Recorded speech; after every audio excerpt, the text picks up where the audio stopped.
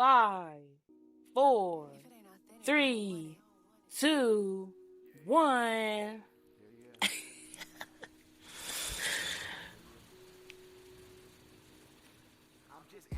What's up, y'all? Was that too much? Hello, man. Was it too quiet in the beginning? I just wanted them to get scared. Scared? Yeah. Oh, you know what? I wanted. It's October. Ooh, they don't call me Ray Spooky Dookie for a reason. Ray Spooky Dookie for a reason. Spooky Dookie. But listen, we are Damaged Goods. What is Damaged Goods, you ask? Everyone's been asking us, where do we get our name? Where do we get the inspiration for our name from? And I just basically wanted to give that to y'all today. So, that being said, we are the product of Damaged Goods. So we are coming from our childhood. Damaged families, damaged mentalities that turned us into the goods that we are now.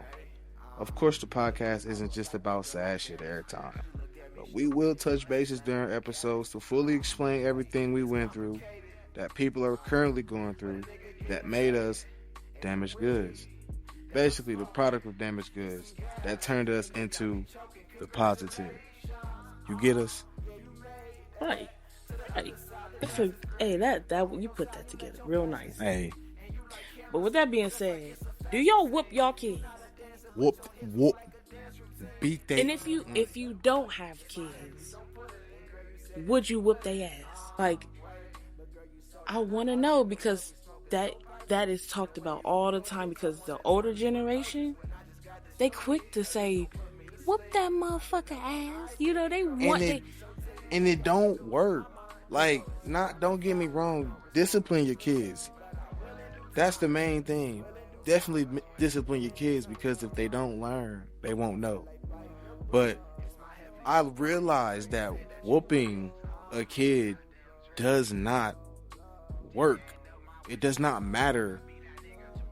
I just think there's different forms of discipline.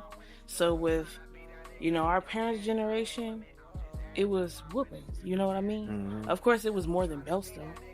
It was it was more than belts.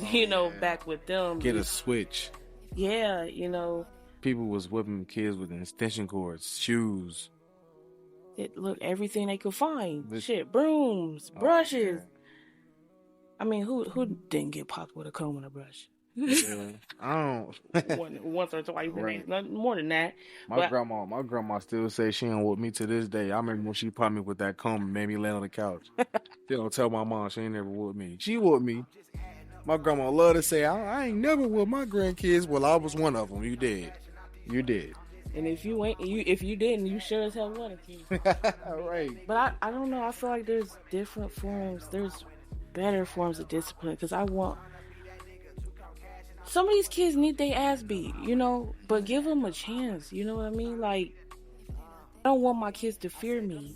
I just want them to respect me. I don't ever want them doing what I say because they scared of me coming around the corner. Mm-hmm. Because half the time, that whooping was out of anger and wasn't out of, like, reassurance or like a teaching. It was a teaching lesson, yeah, but it was more so like, you just pissed me off and I'm about to whoop you for what you did, instead of, oh, okay, I'm whooping you so you won't do it again. Yeah, like I said, it's more based off of fear.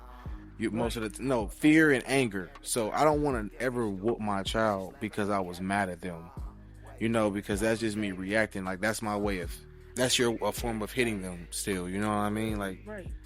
Don't get us wrong. We've disciplined our kids. We've, whooped our kids before, you know what I mean? But when we start realizing that they'll still go and do the same exact thing right after getting a whooping a day prior, it's just like they're not getting it. That first whooping, you're just hitting them at that point. But you know why, though? Because that's how we were raised, Mm-hmm. A lot of us do what we thought was normal. Yeah. And of course, certain shit, you might really deserve a whooping. You know what I mean? You might. But I just feel like you sticking shit in the outlet. The outlets. Oh yeah. Yeah, I'm gonna talk to you. I'm gonna tell you no. But You do that shit again, you can kill yourself. Like, I feel like that whooping is well deserved. Like, if I can't soft parent you on that one. I can't. No, don't do that. If you do that, you'll get electrocuted. Don't do that, sweetie. Don't do that. Nah, I'm gonna whoop your ass if you do that again. I just feel like the most severe whoopings though come from the most smallest situations, especially because a lot of us don't know patience. You know, it's like you said, it's based off of anger sometimes. Most of the time, because we don't have the patience to sit there and talk to them about it, it's easier to just whoop a kid. It's easier to just whoop them and tell them not to do it again. Depending on the age, they're gonna do it again. Like, I'm not about to whoop my kids 1,000,000 times a day and they keep doing the same stuff. Yeah. I just feel like it becomes a me thing. At that point, I don't feel like sitting and figuring out why they keep on doing it. You know, I'm just gonna make sure you need to stop doing it when I see you doing it. Because 9 times out of 10, your child is not gonna understand why they're getting whooped. They're just feeling pain and your anger and seeing how angry you are, and that's when you become a bad. How angry you are. I said anger. It could not let. Anger. Could not let me have it. Yeah, no. Chill. But they're not gonna understand why they getting a whooping. Yeah, they know they did something bad because of how you reacted to it, but it's just like my son, like, knowing he just did something bad, he would have the nerve to be like, "You're mean. You mean. You always mean to me." But he don't understand. I'm trying to teach my kid to not show anger, but I'm showing them anger. Mm-hmm. I'm not teaching my kid how to deal with their emotions because I'm doing the same. You know what I'm doing makes them want to do it. I ain't gonna lie to y'all. I did good. He broke our 65-inch LG flat screen TV. And it was the best TV, y'all. Like, we just got that in what? You could see a zit on a forehead from 20 meters away. The TV was so sexy, and I tell you, he threw the PS5 controller at the TV because of Minecraft. Because he couldn't build something y'all. on Minecraft. And when I tell you, I am so proud of myself. I spared the rod for the spoiled child. But let me tell you though, it was because I would have whooped him out of anger, right, instead of because of what he did. So what I did was I took him to his room and I took his TV. And guess what? That little nigga had a 20-inch. And that motherfucker was in our room that night. And we was watching TV on it. And he was salty. He was, what he say? And punishment, of course. What he say? Get my TV back. Yeah, he was mad. I'm like, but what about my TV? Y'all got your own TV. Just like my TV. No, we don't. He said, I broke your TV, nigga, not mine. But for real though, I didn't whoop him in that matter, but wait. Yeah. He should have got a whooping though. Have you ever got a whooping or got in trouble for calling your mom and dad a liar? Oh nah, I ain't get a whooping for it because I ain't do it. And okay. When I was a child. What's up with black families and us not being able to say liar or call you a liar? Yeah. Nigga, if you lying, you lying. Lying. Like, to a certain extent, I can understand why someone... No. I understand why someone wouldn't want to be called a liar if they are not lying. You know what I mean? Right. But if you are lying, why can't I call you out on your lie? Oh, black families is deep in and that call shit. you a liar. Like, I'm not being disrespectful if you're lying. Maybe it's because they guilty of being a liar, so yeah, it's like, you sit here calling me a liar and I'm really fucking lying? Like, are you to call me out on my fucking lies? I remember one day, me and my friend, my sister, we were supposed to go visit one of our friends in middle school. He burnt his arm real bad. He was in the hospital. And I think my mom did something I think she made like this move or something like that where I thought she wasn't gonna take me no more, or something. Something happened, and I not thinking, and I'm like, you're a liar. Hey, I turned around so. Hey, she runs. She follows me into that room and gave me like 5 cat scratches to my face because she tried to smack the shit out of me. And I'm like, damn. It was you dipping her shit? No, hell no, I couldn't. Yeah, I couldn't. Hey, but she still took me to the hospital though. She ain't lie. So at that point, it's valid, right? Yeah.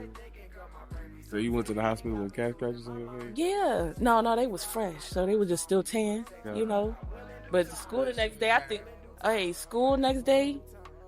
Hey, I thought people thought I was getting abused at home. Did you think? It was my cat. It was your tone, or you think that was because you called? No, I think it was both. Cause I can't see myself nicely saying, "You're a liar." Hey, you're a liar. Yeah. No, she was mad. Oh. She was mad. Yeah, no, I don't think I ever got. I don't think I got a story for that because I don't know. Not to say. Yeah, it was just always like, don't. It's either you telling a fib or you telling a story, but it's just a nicer way. I feel like still, if I'm telling you telling a story, I'm still calling you a liar.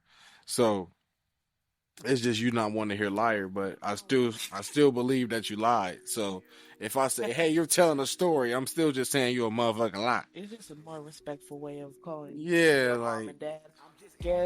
I guess. I don't know. Whatever. Because if we was lying, y'all damn near gonna call us one. But right.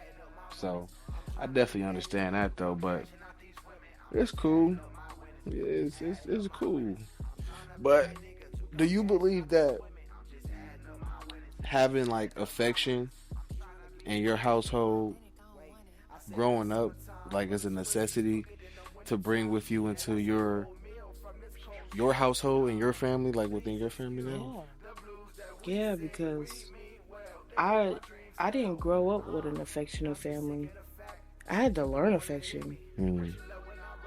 Me and my family, we loved each other. Well, I mean, we love each other, but how we were raised, and it just wasn't ever no hugs. Yeah. Really, barely I love yous, but we knew we loved each other, you know what I mean?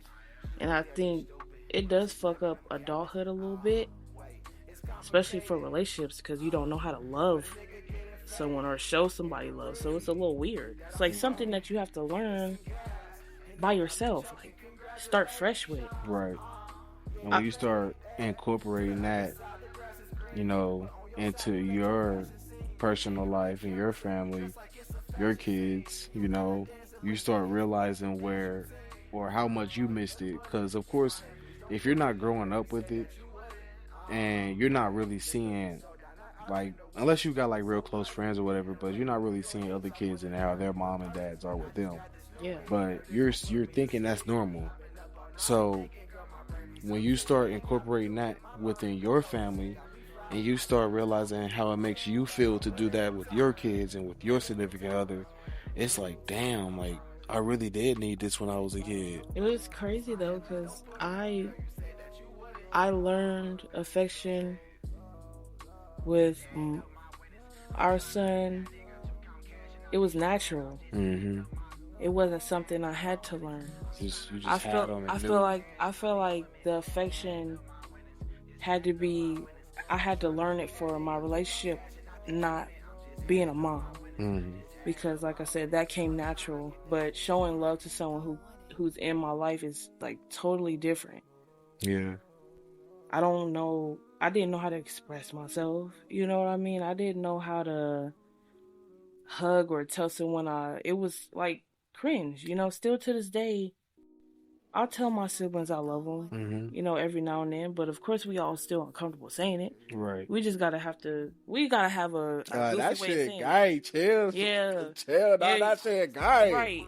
You love me. Yeah, I'd be like, I hate you. Yeah. It has to be some, we give each other a hug and be like, all right, bro. Man, You know what I mean? it But it's cool though. it sucks. It really sucks. It does. Like, you come from a very affectionate family. Yeah, So I do. coming into that, it was different for me. It was like, wow, these people give hugs, kisses, like they telling me they love me already. Right. You know what I mean? They have family time. We getting together all the time. It's crazy too, cause it don't matter sometimes within families how affectionate your family is. If you have that one affectionate sibling, I mean non-affectionate sibling, it's gonna fuck up a lot. Like, like for instance, bro, my brother, like he is affectionate to a certain extent. Like Yeah. he's so nonchalant with his like he'll say he love you, but you'll be like, nigga, damn, can I get some emotion in that shit? Yeah. Like I love you, he'll be like, I love you. His hugs feel like air. Yeah, like I know he genuinely like feels that and loves it, but he's a tourist too, aren't they? Like Very like, yeah, it's like my brother. oh yeah, for sure, Really nonchalant, but you can tell by our relationship right. that he loved me. You know what I mean? They just have a different way of showing that. Right, it's people that's actually uncomfortable with emotion, or I'm sorry, not emotion, but like being affectionate, but they feel it, like they feel it, but they're like, all right, like I know you love me, type shit, but Non-affectionate people that come from non-affectionate families are more affectionate with their friends yeah, I in a relationship realized that. than their own family. Socially too, I realized that too growing up, and just with seeing different friend of mine siblings, and too I realized when they talk to their families, they're quiet, they don't really got nothing to say, but or social media too, that works with social media, like you be like, oh, y'all loud on social media, or y'all loud when y'all talk to y'all friends, but when y'all with y'all family, y'all, it's like y'all gotta shell up when y'all really should have that wall down around your family. Like, it should be reversed for real. Yeah. Like, you should be more comfortable with your family than you are with your friends and your, like, yeah, I don't know. It's weird. It's really weird. But like I said, it's something you gotta learn. It's all love. I'm glad I learned it. Because I still have trouble being affectionate sometimes. I try to tell my friends that I love them more. It's hard. Like, it just feel like, hey, that's gay. Don't tell me you love me, bro. That's gay. That's gay. That's gay. You want to know what else I've been thinking about? What? Do you understand when it's time to call a friendship quits? Like, do you think that they get the signal, or do you get the signal? Do you start getting the signal? Like what is that signal? Is it like, is it even a signal, or is it just like? I think for me, or friendship red flags. I don't know. So is that? I wouldn't know any red flags exactly. I would say though, like how I can tell a friendship is like going downhill is not really talking. I don't have to talk to my friends every day. That's not what I mean by that. It's more so not checking on each other no more. The conversations get more dry. More so, what you doing? Yeah. Hey, how are you? It becomes more distant. You know what I mean? No, you know what? One red flag for me are friends in relationships that are only for their relationships. Right. I love my man. You know what I mean? I love you too.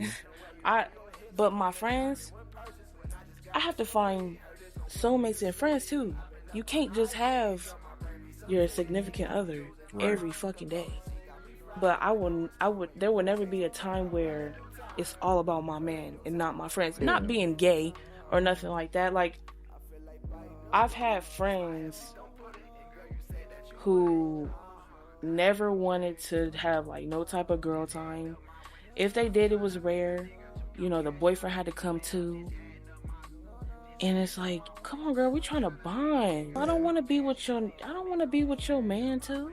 Do you think that that usually stirs from stuff that they're going through mentally, that they're not really expressing to their friends. So, is it the lack of interest within each other, or is it just like you so turned off with what you're going through personally that it's just causing you to be emotionally unavailable or socially unavailable with your friends? Or do you think it's just I don't know, because I try to understand first before I just, be like, oh, fuck it. yeah? Um, Because I honestly, not to cut you off, but I honestly do believe that there are friendships that aren't, like you said, you don't have to talk every day, mhm. but as long as there is a two-way street of like the checkups and stuff like that, like Yeah, we ain't gotta talk every day, but like I know you fuck with me if you check on me here and there, right. especially if we got history. Yeah, That's the biggest thing. Like if I'm checking on you, because I genuinely do care about my people. I'm gonna check on my people. Like if I feel like I ain't talked to you in a while, I'm gonna check on you. Because me, if I go ghost, it ain't nothing funny. Like I ain't never acting funny with nobody. I don't have a reason to act funny with anybody. So if I go ghost, it's genuinely because I'm dealing with some life. I'm taking care of my kids. I'm taking care of my family. You know what I mean? So it's yeah. That is a touchy subject, really, because I try to be that for everybody. Sometimes I don't have that. Like I don't want to be a selfish person or nothing like that, because we all go through shit. But if I'm checking on you, I expect it I expect that in return. I and it's not expecting too much. I don't believe either. Some people are selfish with what they expect, but I don't think that that's like too much to ask for to check on me. You feel me? Just check on me. Like you ain't gotta be in my business, but just check on me. You feel me? Like I'm not in your business. I'm just saying what's up. Check on me. yeah. Check on your people. You know how they be like, check on your people when something bad happen.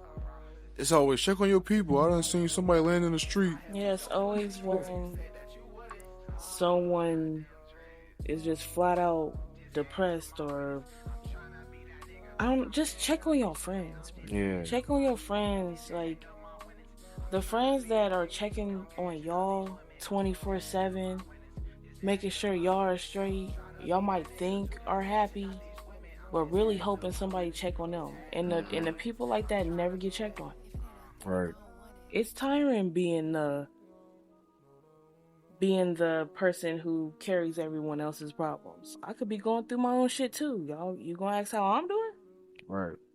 I don't I feel like. ain't even, I don't even think that's anybody trying to be emotional, and make people cry. Like we ain't even trying to cry nobody a river, none of that. It's No, just no. I'm pretty sure it's a lot of people out there that feel the same way. Like It's real authentic even if you talk. act, don't matter how hard body you act, bro, it's feel good to get checked on. Like regardless of anything, it don't matter who it's from, when it happened, when you get checked on, you be like, oh, you was thinking about me? Because you think about so much, you going through so much. Like, and when you get checked on, that means somebody actually took time out of their day, their life to be like, oh, Rajon good, Jasmine good.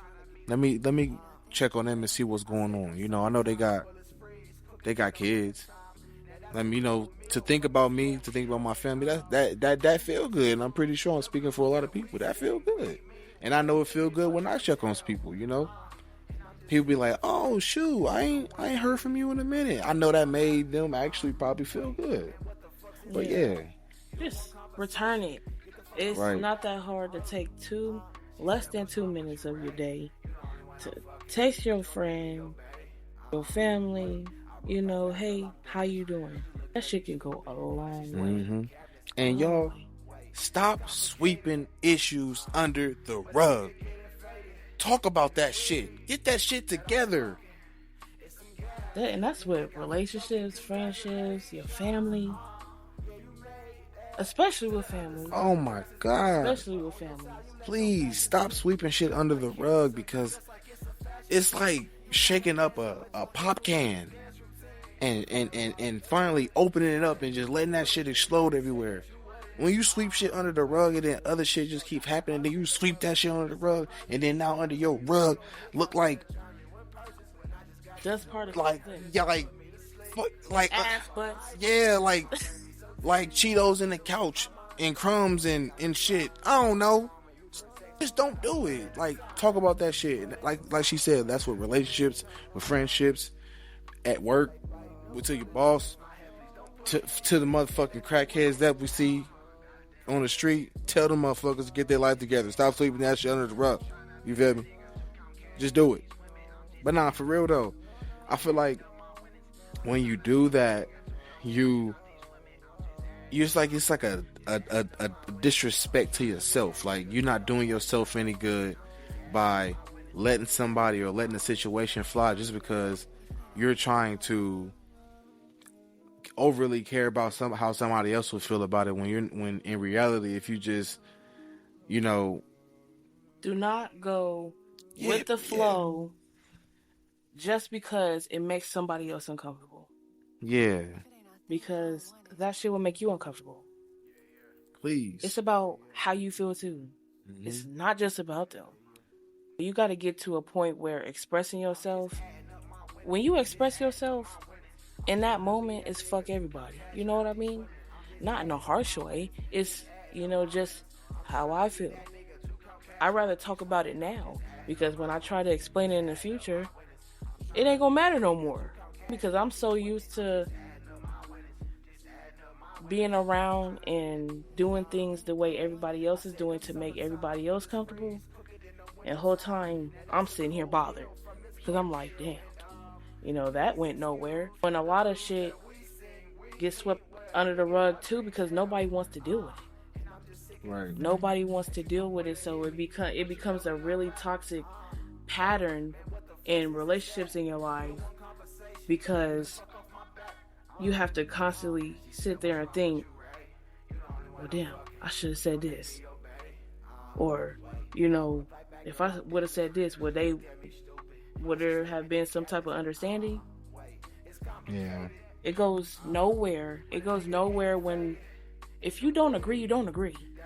Right. It's like nothing is a debate anymore. It's everybody just trying to tell it's what I say is everybody trying to be understood without being understanding, and that's just going like with the tit for tatting too. Like, if I've done something, to make somebody uncomfortable, or to how you say it, like just that. If I've done something to make you uncomfortable or make you feel a certain way, let me know. Talk to me about it, because hidden smoke is not real smoke. But when you finally, if you are that person that is getting talked to and you have done something to somebody, intentional or not, mm-hmm. Listen. It is not a battle. It is not a constant battle. It is how I feel, how we should fix it, and where we go from there. If we go on automatic defense mode, nothing gets solved. You have to be considerate of how the fuck I feel too. You know what I mean? Because if it's just about us going back and forth and who's right, who's wrong, we never gonna get nowhere. Never gonna get nowhere. Never gonna get nowhere. And that's not how you heal as a family. That's not how you heal as a couple, as friends. Talk about it. Talk about it. Your real friends gonna show you tough love. They gonna, if it's not something that you've like, don't get me wrong, it's not even about what we've done to each other. If you see it, your friend, your family member, whoever is doing some shit that they shouldn't be doing, some shit out of the ordinary, bro, say something. Yeah, say something like friend. It like you said, tough love. Like, it's about tough love. I ain't never let one of my bros do some stupid shit or get away with some dumb shit without me, trying to address it, or at least trying to like figure out a solution to help them. I can't find myself allowing my friend, if I call that person my friend, to just make a dumbass mistake and think it's cool. But it don't matter what it is. That's besides the point, y'all. Just don't sweep none of the issues under the rug. Just it's better to deal with it, talk about it. We're living it. Right. We live it every day, and it don't do nothing but make us angry people. Make us angry because we're not being understood. At the same time, whether they agree or not, I'm gonna get out how I gotta say. That's what matters. That's what matters. Get that shit out. Just get that shit out. Yeah. I don't know. I gotta pee. I'm not even gonna lie. Should have took the pee break before you. I did. You did tell me that. You know, I actually used the bathroom before. And you feel good? And you're like, oh, let's get into the. No, I'm trying to be comfortable. Yeah. Not. Stop touching stuff. You always touching stuff. But you trying to hit the blunt? The ball. The ball. We ain't Yeah. But with that being said, y'all, this is Ray Jean. This is Jasmine. And you guys are here with Damaged Goods. And we'll be back and we'll talk. You know, See y'all in 2 weeks. What the hell? You know how they be trying to do that. Cut.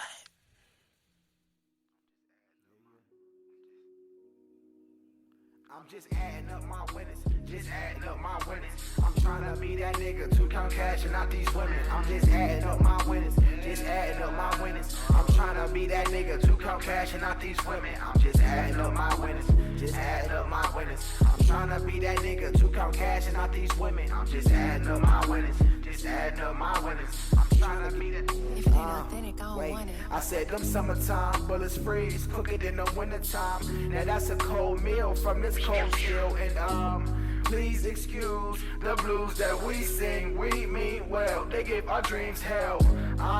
And I'm just sick of the fact that you don't wanna hear me, but you love when I rap. Wait, man, what the fuck sense is that? You don't want conversation, get the fuck off my back.